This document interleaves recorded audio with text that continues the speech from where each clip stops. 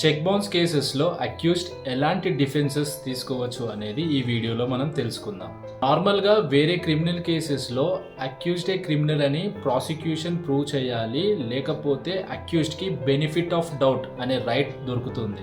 But in check bounce కేసులో అక్యూజ్డే guilty అని presumption ఉంటుంది. ఆ ప్రిజంప్షన్ ఆఫ్ గిల్టీని జరిపే రెస్పాన్సిబిలిటీ అక్యూజ్డ్కే ఉంటుంది. ఐ మీన్ చెక్ ఇచ్చిన వాడికే ఉంటుంది.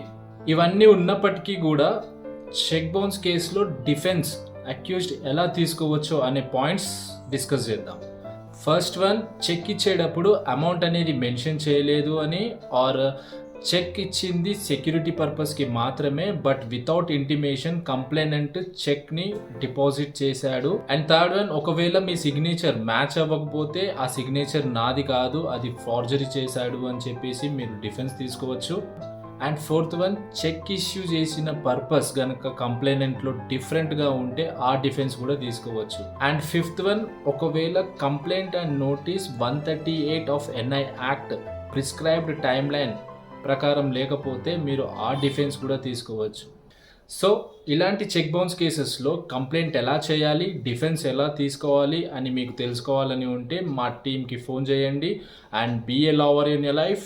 Do comment, like and share, and do follow me for more legal awareness. Thank you.